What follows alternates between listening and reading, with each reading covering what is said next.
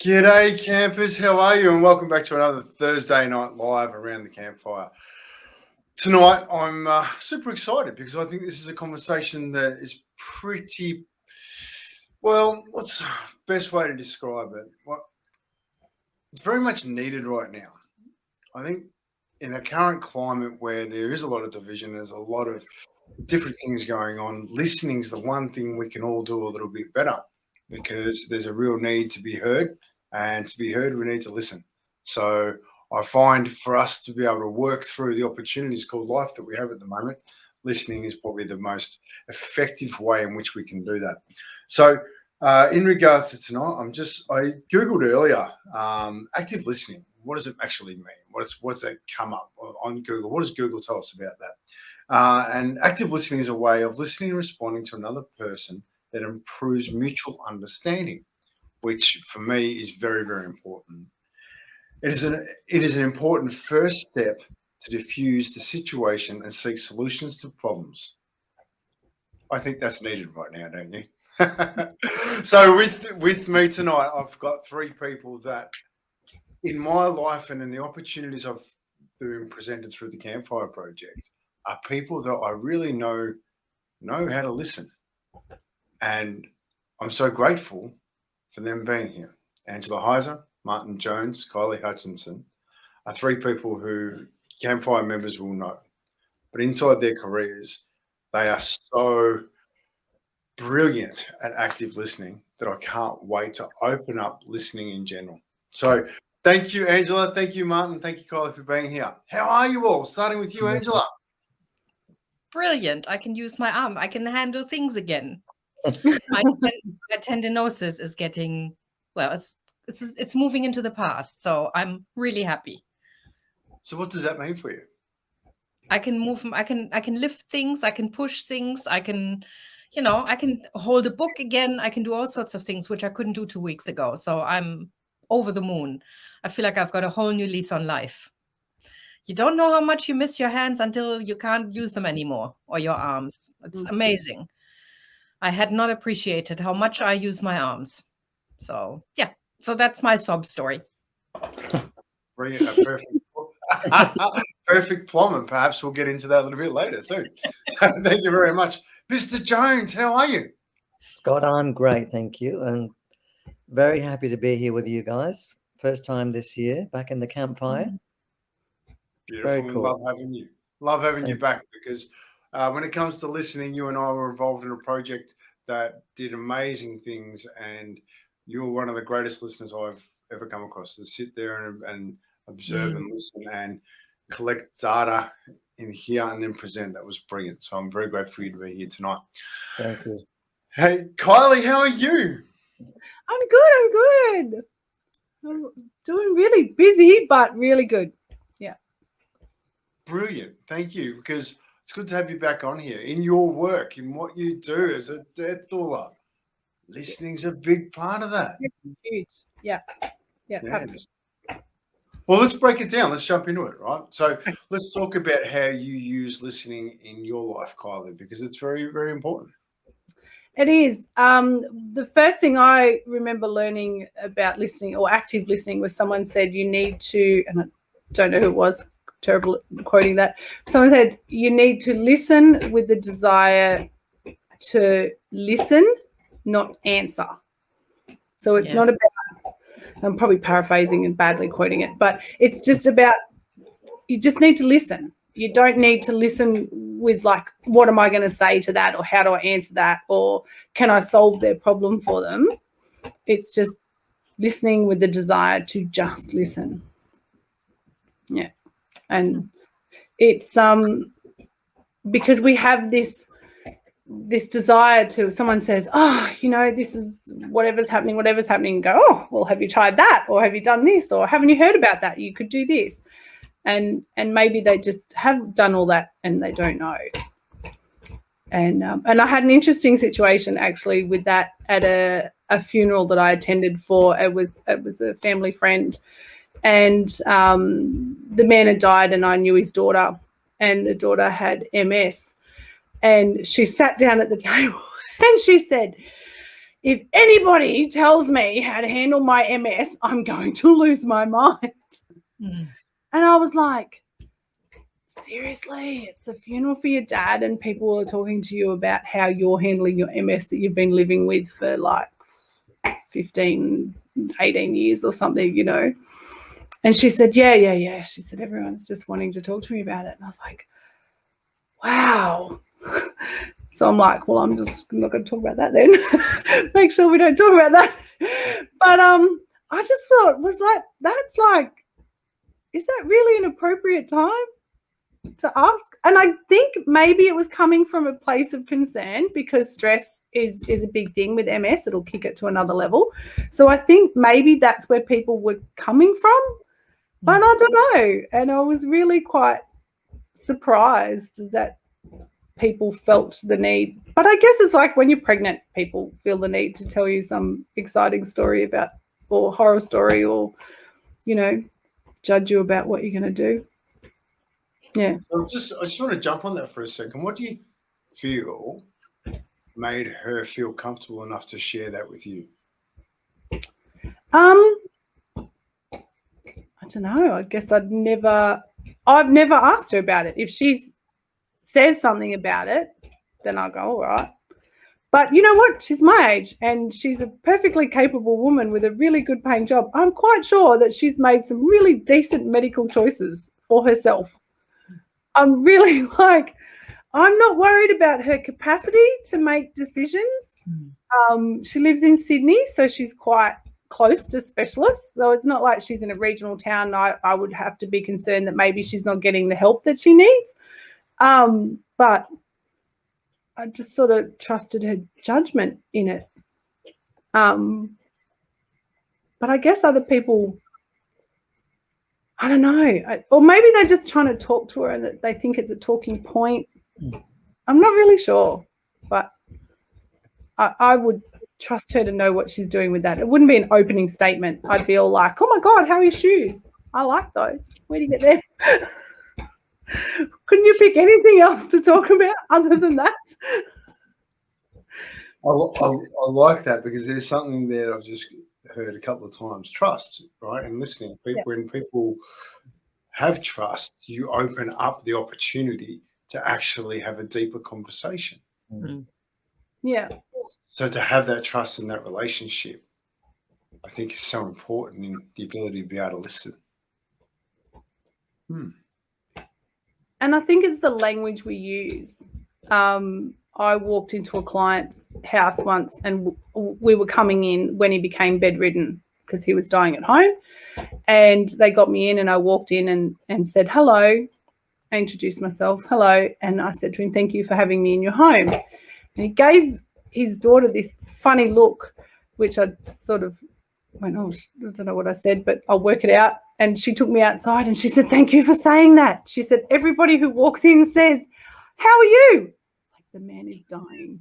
Sorry for laughing. Yeah. But Yeah. And I was like, who says that? Who are these people? Should you say that? Who are these people? Like, just like seriously think about your language, you know? yeah. Like, why wouldn't you? Like, yeah, hi, how are you? I know you're dying. That's why we're here. Good job. Like, And what's the response when you do that? well, he always said I was his favourite carer. He was always like, oh, good, she's coming. It'll be all right. But that's, you often say the elephant in the room, right? Yeah, I always say, yeah. You go, oh, check out that elephant. Look at it. Everyone else is like, oh, don't look at the elephant. And I love that. I love that. I'm gonna open that up a little bit more a little bit later because the elephant in the room, that is a great way to earn trust. Just being honest and open with it. And so I'm actually, this is going to be really embarrassing because I'm going to just sneak off and plug myself back in because I've moved the computer. But Martyn, I can still hear you. How do you apply listening inside your business? How do I apply it? Yeah. Well, I think real listening is just giving the person space and time to say whatever they want to say. I've been doing it recently with he's a friend. He's young and he's got relationship. He's always got relationship. He needs help with his relationship. So I listen. I actively listen, and I might smile or nod, and if there's silence, it's interesting because he hates the silence. Oh, say something.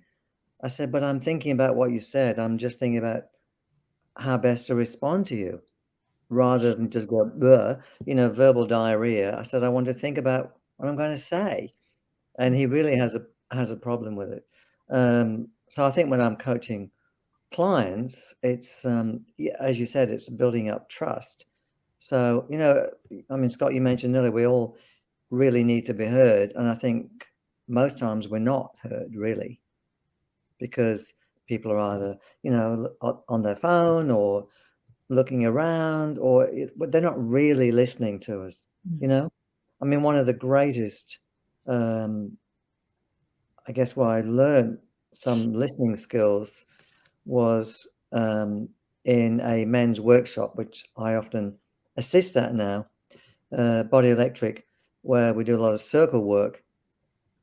And, you're opposite someone and you're fairly close and you learn to look into each other's eyes, which a lot of people find really difficult. I love it, but people look anywhere but at your eyes. And the facilitator will ask a question and then, or, tell the man in front of you about whatever. And the inside man will go first and the outside man doesn't say anything. And if you've said enough, then you both stand in silence. And it's so powerful. And some people find it really difficult because they want to say, yes, that happened to me, or, oh yeah, it's like, and then, so to have that time to just speak is so powerful, and to have that time to listen, just being there for that other person is really, really powerful.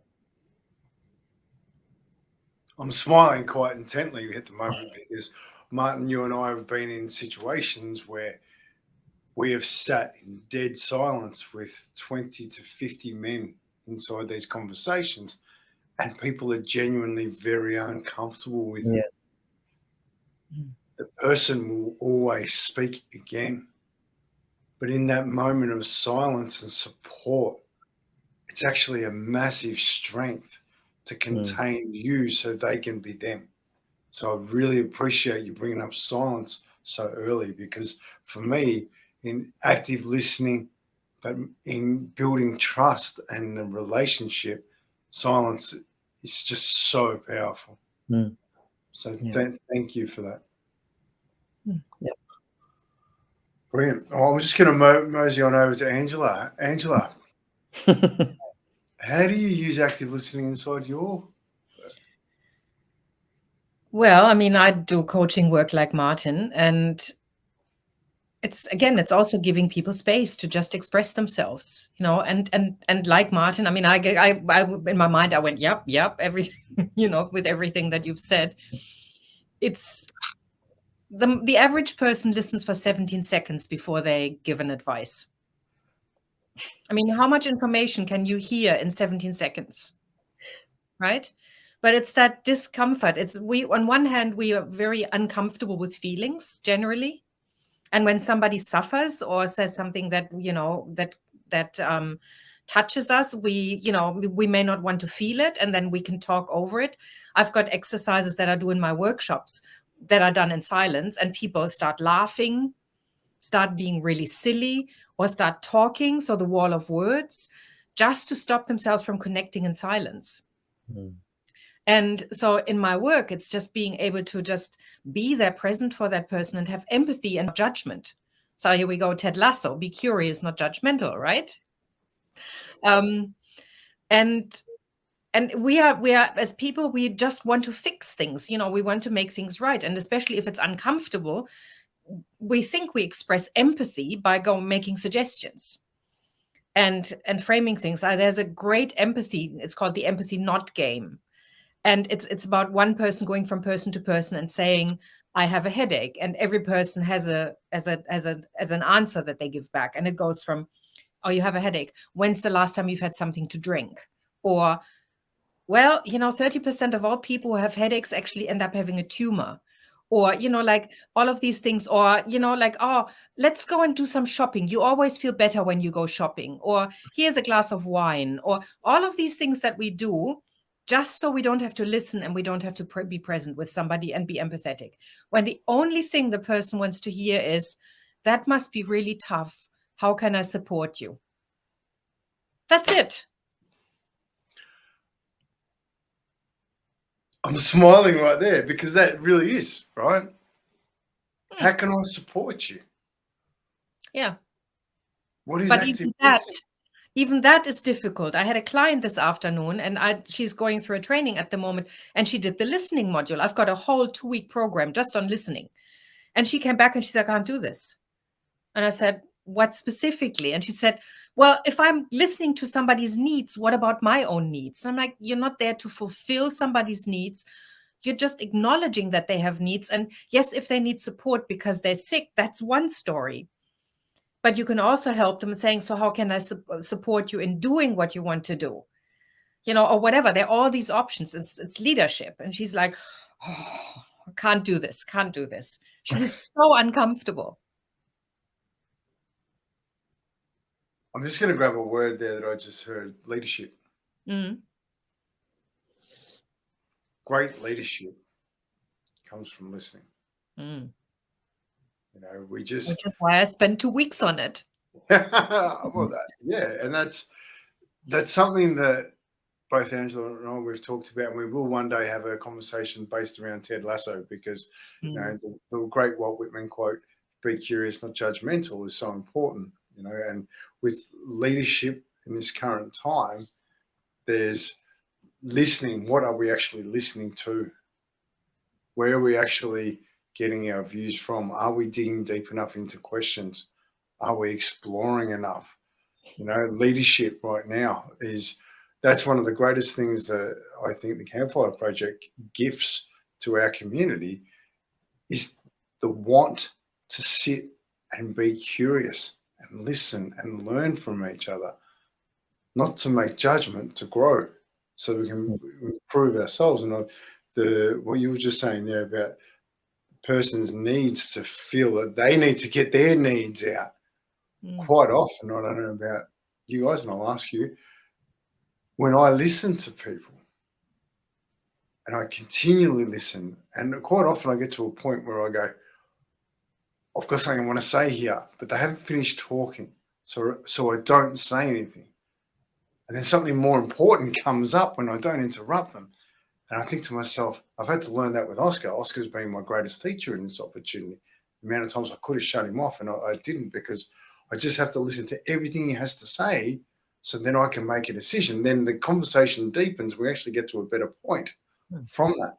So where I'm going with that right now is, that's such an important part of growing through your own needs, is to listening to everything they have, because quite often there's also answers in what someone else gives you. How do you find that, Angela?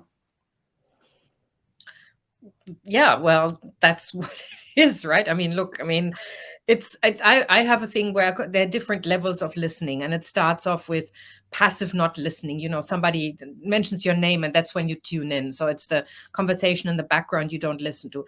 And at the highest level, you've got facilitative listening.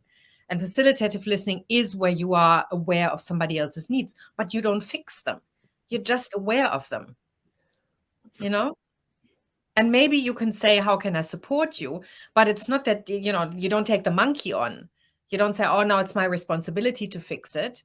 But it's just saying, I'm here. That's it. Yeah, I love that. Kylie, into that, if that's all right. What are you beaming with at the moment? Because it's just, I'm like, oh my God, it's can you tell I want to talk? It's oh, sorry, my dog.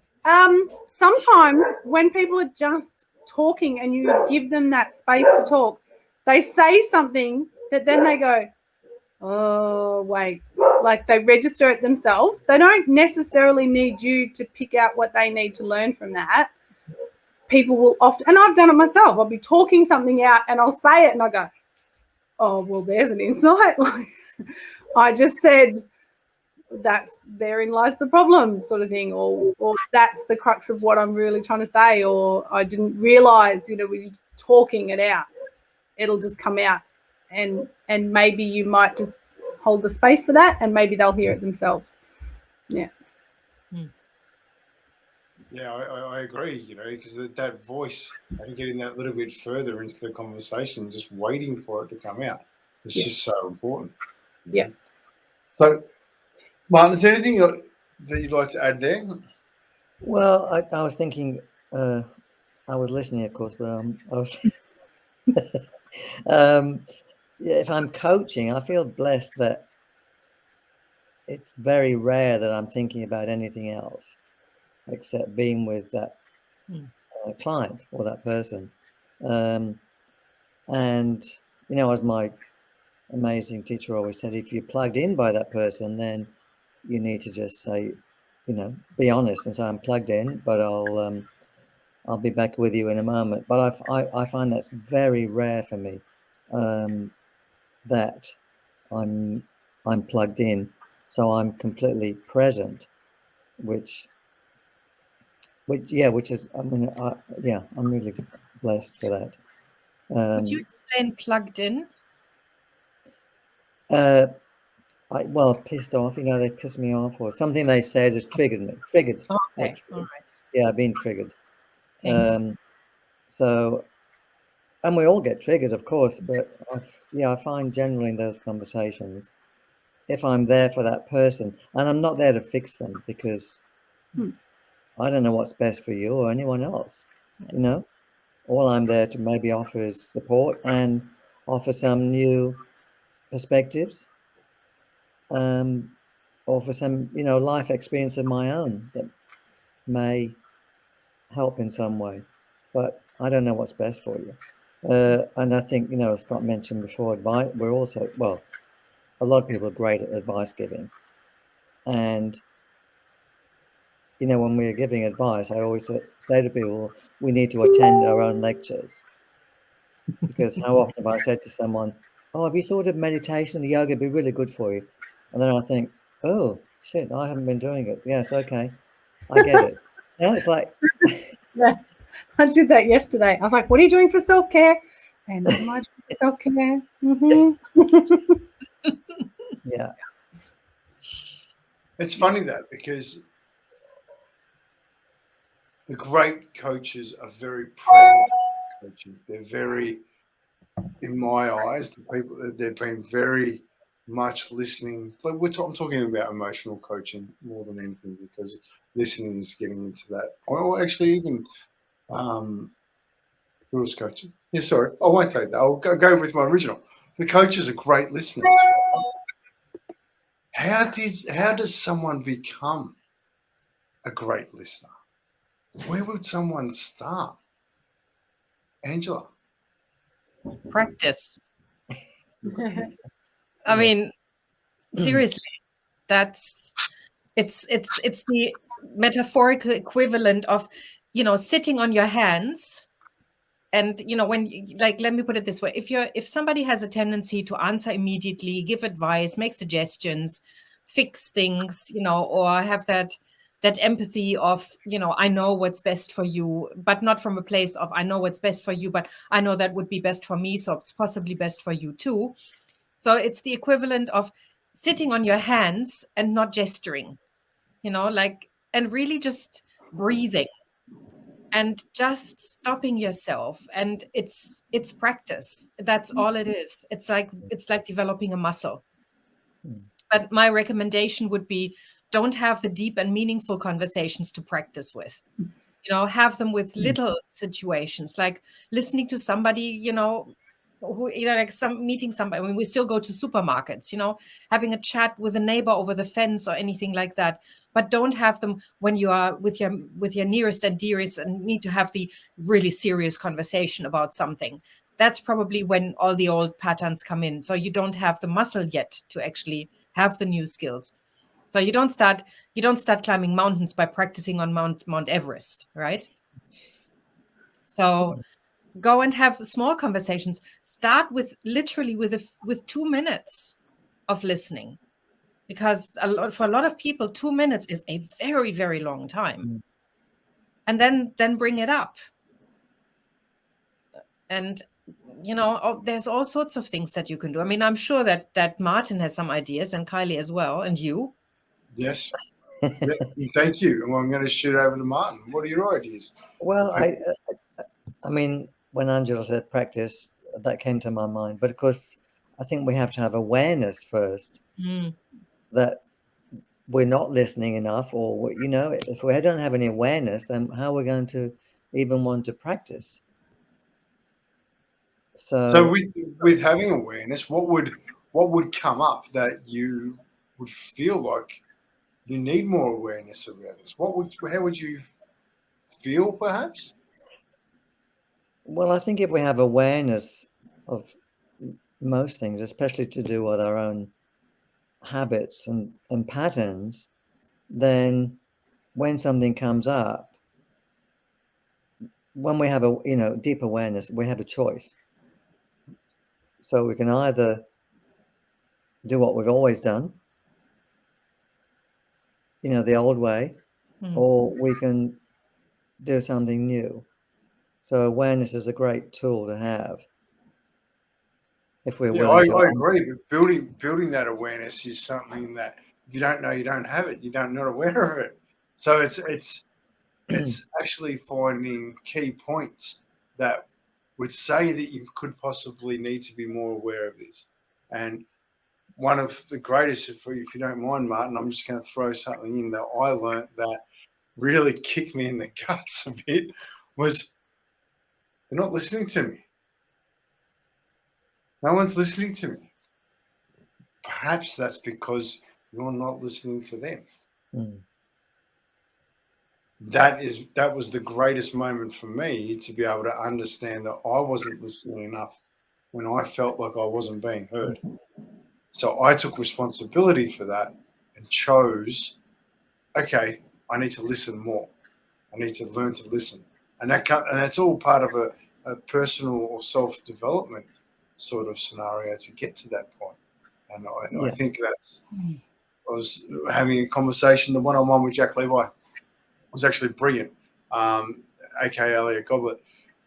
It's actually in the Campfire Project. And the number one thing for him in comedy and everything was personal development. To be able to listen and hear what's going on, so that then he could write his material based upon that. And I thought that was amazing. So sorry to jump over a little bit, but I think no, that's okay. I think that's why everyone needs a coach or some kind of 100%. to ask some powerful questions to really get them thinking, because powerful questions can, when you ask, it could be a simple question, but if it's a powerful question, like for instance, is that your belief? And people go, what? Well, is that your belief? Then they have to stop and think. Yeah. It's like, why I never ask a why question, because why questions take people into their story. So you never say, why are you always late? Because you just get, but if you change that question to a how, when, if, or what question, then they have to stop and think. It's like, so I guess by helping, by just helping people with powerful questions, if they're open to them. I love that, right? Because the powerful questions deserve powerful answers. Quality of the question determines quality of the answer, right? Yeah. So I love that. I'm actually going to jump into that a little bit later, because so I'll leave this to marinate, but I'm going to ask you all some questions to share with the viewers or listeners what they can use. What questions can they use to open them up? So I'll just pre-warn you so you can come up with something with that. So, so Kylie, listening, what's a great starter for you? And thank you for that, Martyn. What's a great starting question? What's a great starting point? Like, what is it we need to do to start listening? How did you start listening better? I'm not sure how I started listening. I think, a few years of therapy taught me a few things. You're like, well, that's a good job. They're obviously very good at listening. That always helps. I'm not sure. I think realizing and being self-aware that I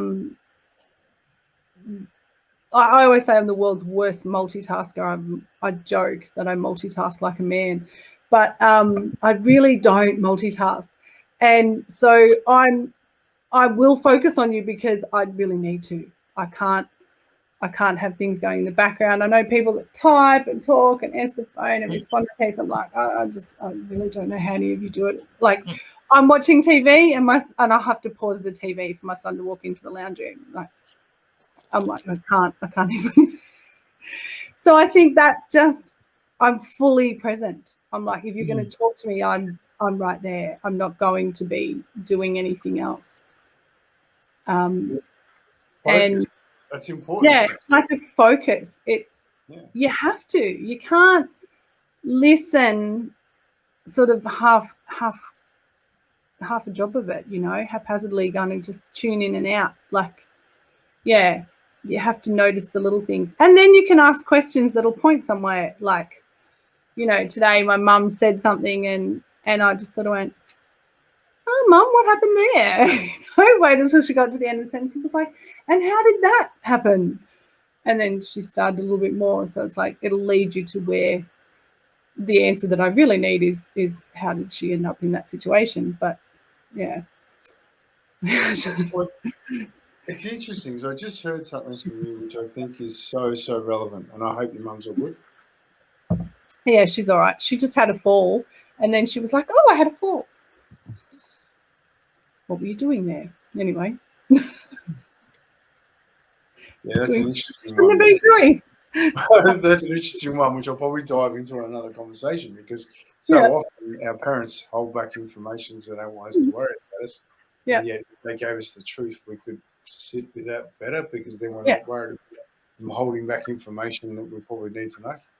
Yeah. And then, a little tidbit of I fell over. And so then I'm like, was it in the shower? Was it in the toilet? Like, was it in the backyard? Did you hit concrete? Like, did you hit your head? These are the things that go on in your brain. And she's like, oh, no, it's over in the park on the grass.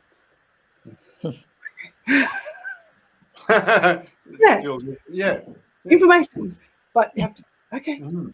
So I'm gonna grab something there because I heard something in that I think is actually really relevant, right? Because where do you learn to listen? Where do you learn to? And going to see somebody to share your story actually gives you the experience of being listened to. Therefore, you can learn how to listen, which is really important.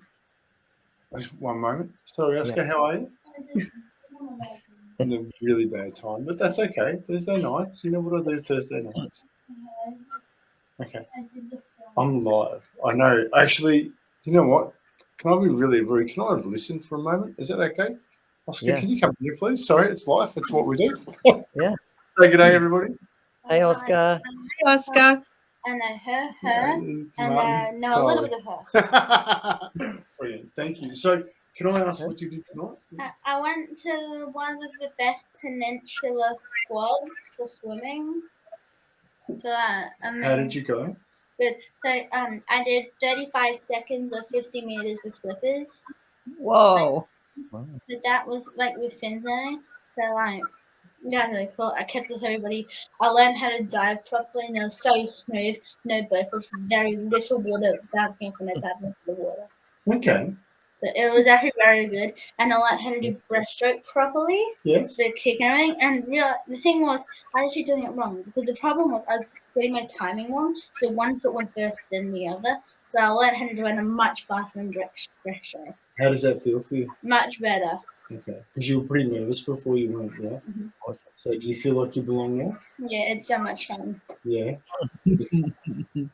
Well, thank you very much. I really appreciate Right. it. Just saying good. Well, I'm going to continue with that. Is that okay? This conversation? Is that okay? Uh-huh. All right, brilliant. All right. Because when are you finishing?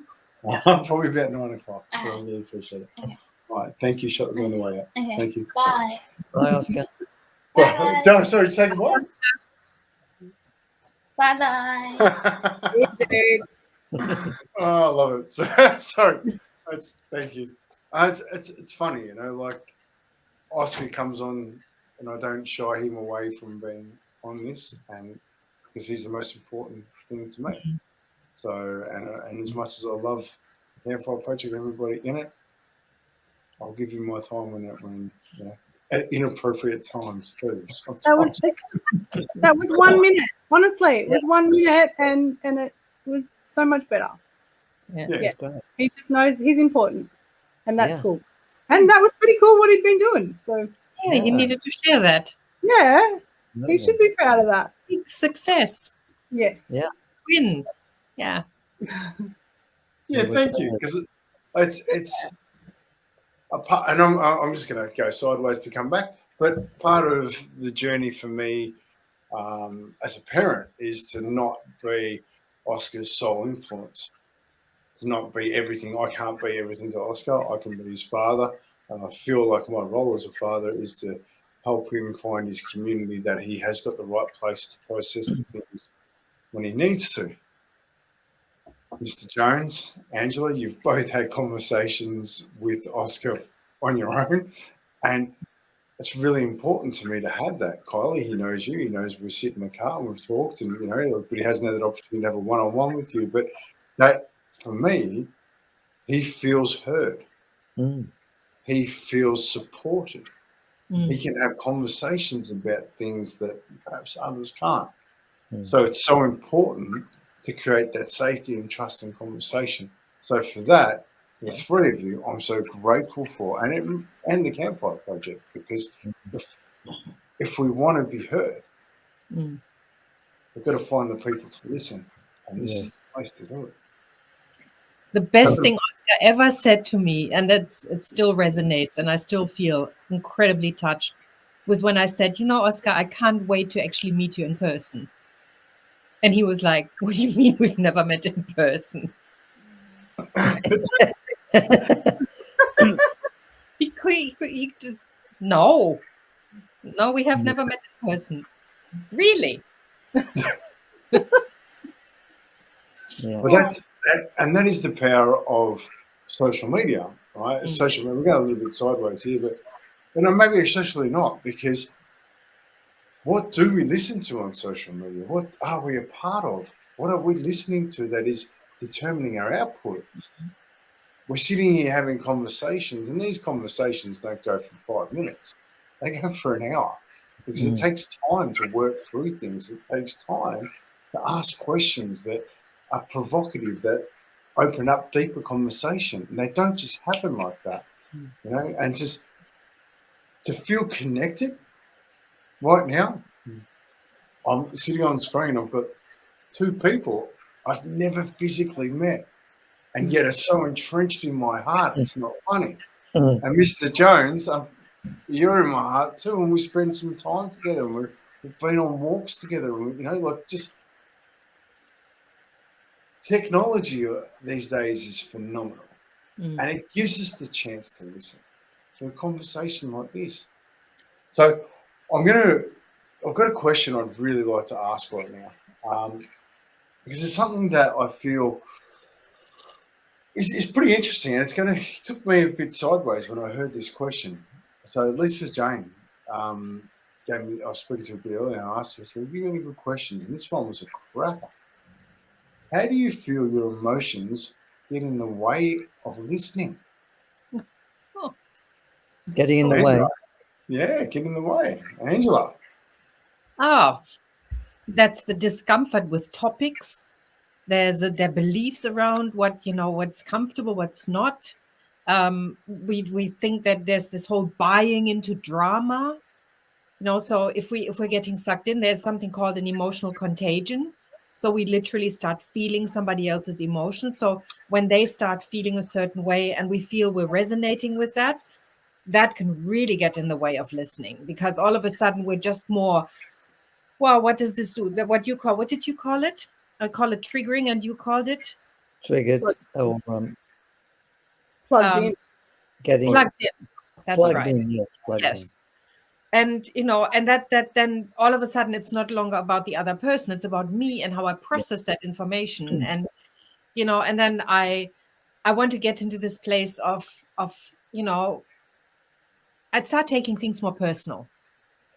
Like it's no longer about the other person. It's about me and my emotions. And when the emotions spiral out of control, I'm no longer thinking with a full brain. I'm just reactive. There's no gap between, there's the difference between reaction and response, right? Reaction is there's a stimulus and I shoot. And response is something happens and I pause and I listen and then I respond. But when I get triggered, my reptilian brain, my limbic brain kicks in, and that's just much faster than the thinking brain. Much faster. This is why people said, hit the reply all email. They get triggered, reply all, send it off, and 10 minutes later they go, oh, shoot, I should have never sent that. Yeah. It's that kind of response. So keeping emotions in check. Maybe not in check. I don't like the word control or keeping emotions in check. Managing emotions is for me, that it's the awareness. Again, we're talking about the awareness, knowing what my triggers are. Like if I know how I feel in my body, if I start feeling a certain way, for me, it might be, I might get a tenseness in my throat or a tightness in my stomach, or I might start shifting around and start getting really wobbly or anything like that. I start playing with my fingers or whatever it might be. That means something is happening and it's taking me out of the situation. And I'm no longer listening to the person. I'm more invested in my self-talk. But feeling it is really, really the first step. But we have numbed ourselves so much that we often don't know. Yeah, that's interesting. So how would you suggest someone learn how to feel that? Well, it's building the awareness. And what I'd sometimes do is I give people, or I ask people, find emotions and start labeling them. Because often when we ask people, how do you feel? They say, fine, not too bad, pretty good, shithouse, and that's the extent. And if we don't, but as soon as I can say, I feel frustrated, or I feel invigorated, or I feel hopeful or hopeless, or whatever it might be, I can already manage that much more effectively. And so when I'm listening to somebody and I can say, look, I'm starting to feel really triggered here. I start feeling irritated, or I'm starting to get, whatever it might be, then I can manage my emotion. And then that brings me back into the present moment. I love that. So emotions do get in the way of listening. Yeah. Even the positive ones. Yeah. Absolutely. And that triggering, when, like, if I'm listening and I feel triggered, then I see that as an opportunity for me to go, I'm triggered. Like, what is it about myself that I need to work on to stop that, or be aware of it, or at least realize, you know what, that's my shit. That's mine, and I don't pass it on to them. Like, come from a place.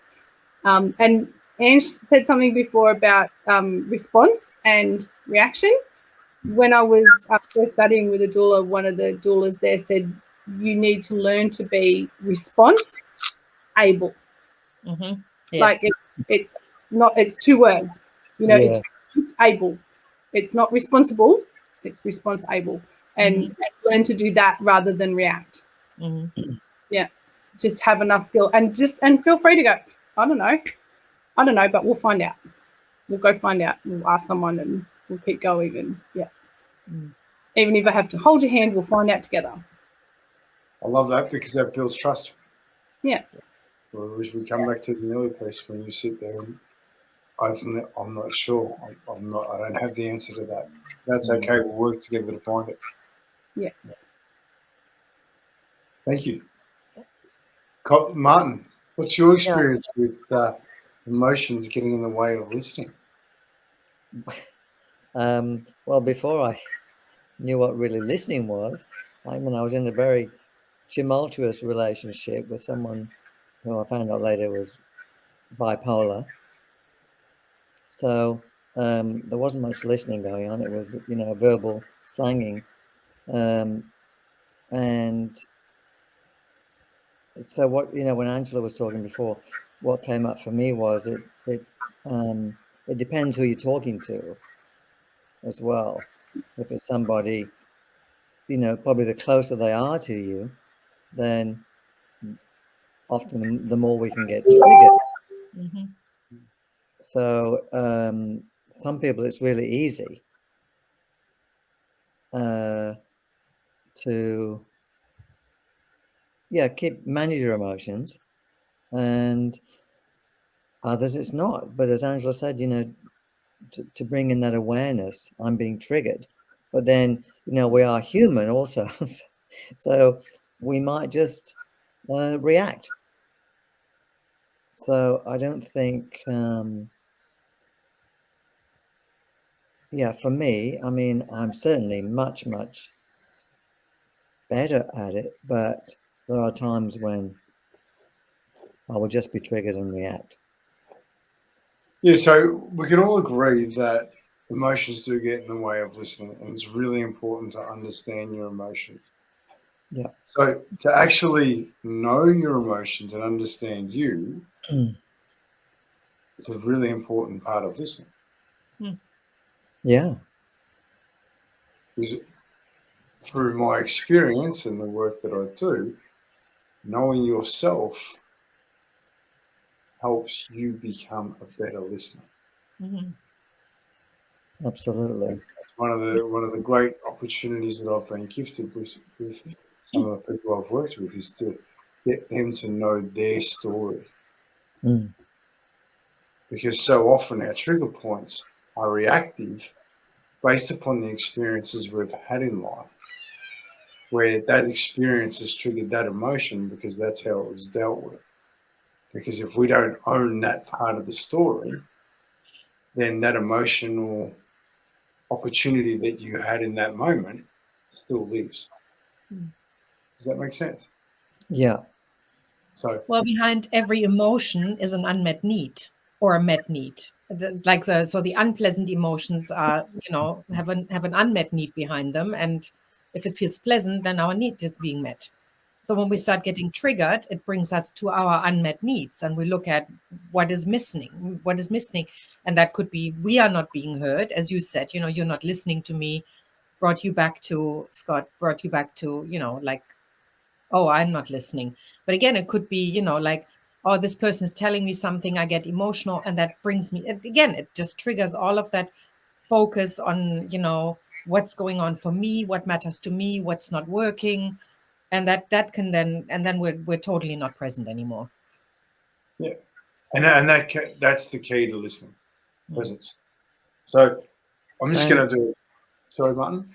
Well, I think, and knowing our, our weaknesses too, because if the person's behavior, if we don't like it, or it's a trait we don't like, it's, we're just seeing part of ourselves.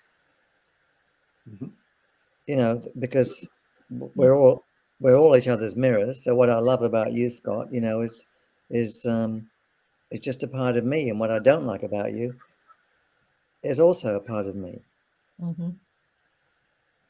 So if I'm seeing behavior, I'm triggered by, then I need to have enough awareness to look at that. I'm being triggered. What behavior is he displaying? But in that moment, that's not always easy to do. It's easy after, when you think, oh God, I didn't handle that very well, but it's better than not looking at it. I've often done that afterwards and think, okay, I didn't handle that well. I was triggered. So let me look at why I was triggered. So what do you do in that moment?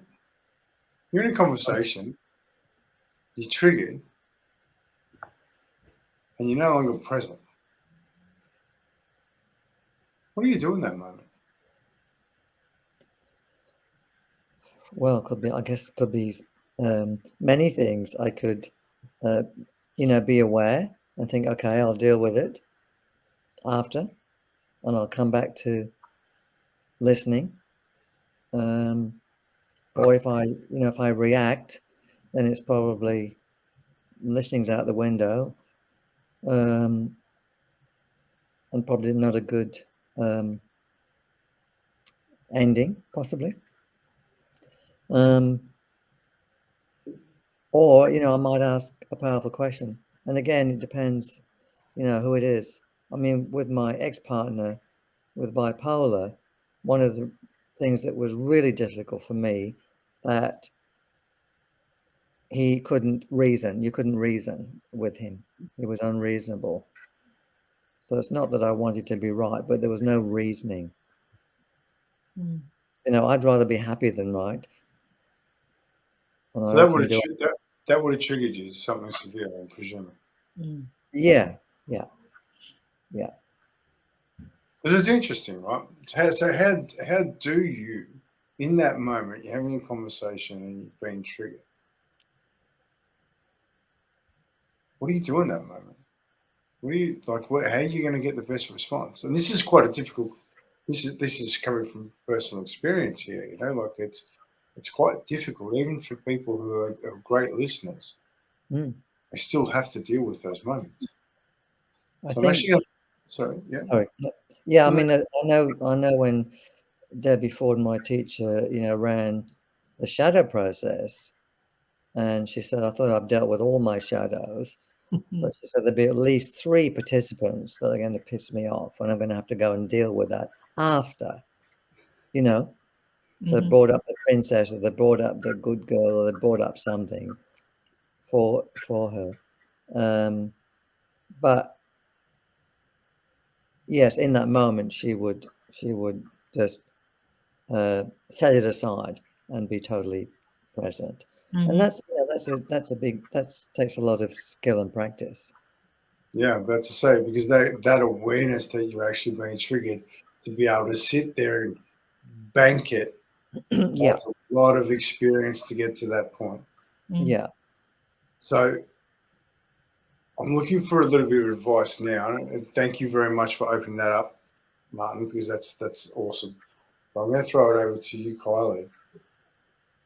If somebody is in that conversation, they're triggered in that moment, before you've got good understanding of themselves and awareness of what triggers, and practiced it and been able to do what we were just talking about, bank it for later.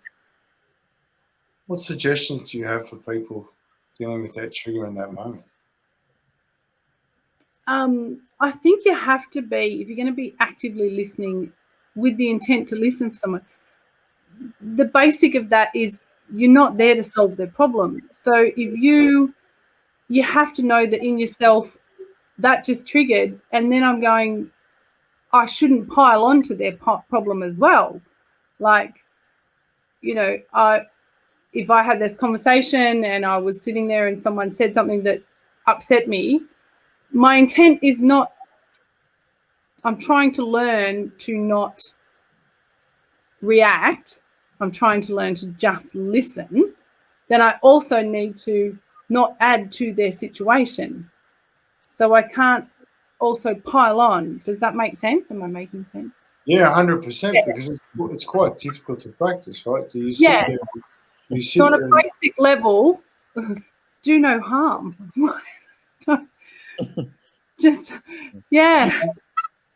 Don't keep adding to. If you're trying to help, you can't add extra layers to their shit that they're trying to deal with, that they're trying to offload. Yeah. And that's what you would do if you opened your mouth from a reactive point of view. So just say, I don't have any words. It's okay. There are no words for me. I can't help. but I'll sit here and hold your hand. Just say it. That's okay. Yeah, That's enough. no, That's enough. no. Yeah. Would you bring it up? Would you bring up the trigger and say, actually, I'm really sorry. Do you mind if I just stop you for a second? I'm actually triggered right now. And I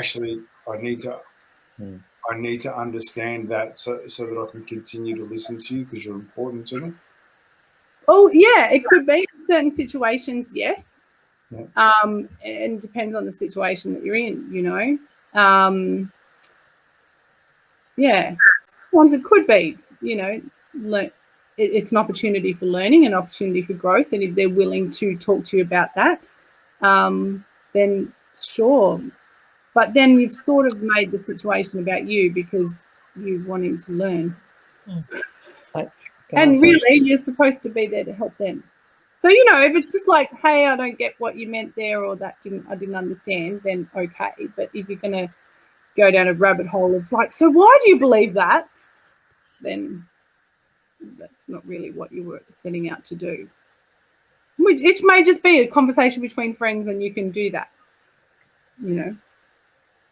But it may be if you work, like from a work point of view, I wouldn't be doing that with any clients for what I do. But yeah, if it was a conversation with your friends that you're just practicing on, then maybe you could. Yeah, brilliant. Because it's actually difficult, isn't it? Like it's to actually be able to sit there, and it takes a lot of practice to be able to not be triggered by things and to be able to sit there and just continually listen. You know, so I really appreciate that, Kylie, because it was a difficult one. Appreciate that. Angela. Well, I think it depends on the context of the conversation. Like if I'm in a conversation, as Kylie was saying, where somebody's just sharing what's going on for them and they just really need somebody to have an open ear or shoulder to lean on or whatever expression we're using, then it's definitely not appropriate to say I've been triggered. But if it's a personal conversation, like Martyn was saying, you know, when somebody becomes personal and starts attacking and there's no reasoning, I think it's perfectly okay to notice how I'm feeling, notice what's going on for me, not realizing that I'm being triggered, and to say, you know what, I'm really being triggered here right now. I don't think that this is going to contribute to a productive conversation. I'm just going to walk away and I'm going to reset myself and calm down and get back into myself. And then I'm happy to kind of continue the conversation later. But then I also take the opportunity to, again, if somebody then comes back and starts, you know, downloading again in the same kind of way and saying, well, that's not really working for me. Can we find a different way in which we can interact so we can actually make sure that we're being heard? And then negotiate how we listen to each other. Because we don't often negotiate or set the boundaries of, or the mechanisms of conversations, you know, like, again, like I know I'm being heard when I get to finish my sentence, or when you don't jump in, you know, when you give me space to think about instead of jumping in immediately and saying something else right after. You know, like these kind of negotiations about how we talk to each other and how we listen to each other, I think are really, really important. But we just react to the content of what we hear or what somebody is saying. We don't really, you know, talk about, you know, the way in it's being said. Let's just talk about how we communicate, how we listen to each other. I'm just smiling, right? I'm just thinking it'd be a great opportunity to run a course. How I like to be heard. If you can understand how you like to be heard, you can gift that to somebody who matters to you, so that then they can play with that and dance with it. Because, like all of that, it takes practice. Great practice, and that's the thing I'm continually hearing. You know, like there's no right is wrong as such. I think it just comes back to the Walt Whitman quote again. Be curious. You know, when you're listening, be curious about what triggers you. Be curious about why that triggers you. Be curious about what it is they're sharing with you, which is going to lead me to my final question for tonight. What's our one question that you feel is a great and powerful question to open up curiosity for somebody you're listening to? Angela. And then?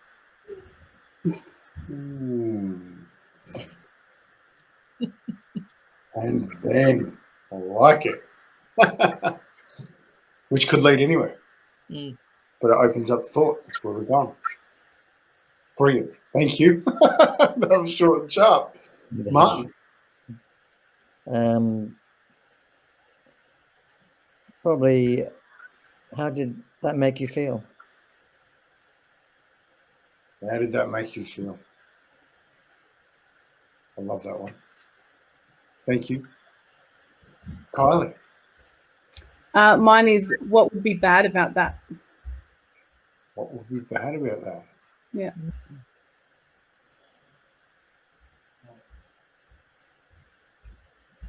Just curious, viewers and listeners, when you heard those, did you go, and then? How does this make me feel? What could be bad about that? It's amazing, the simple questions, but they're actually extremely powerful. And it's all about being curious. Tonight's conversation for me has been wonderful. Thank you. It's just, time has just flown. We're at the hour already. And I love these conversations because we're listening, we're learning. And it's not always easy and it doesn't always flow. And that's what communication is. It's about getting over those little hiccups, those hurdles, those triggers, those opportunities. But when we do listen, we all grow together. So from me to you, thank you so much for coming on tonight. Thank you, Angela. Great to see you back with your hands all happening. Mr. Jones, thank you very much. My heart to yours. I look forward to seeing you soon. And Kylie, keep doing what you're doing. It's beautiful. All right. And yeah. Thank you, guys. Take care. And we'll be back next week with another live. Yeah, we'll see you all soon. Thanks, guys. Bye. Bye. There's that bloody button.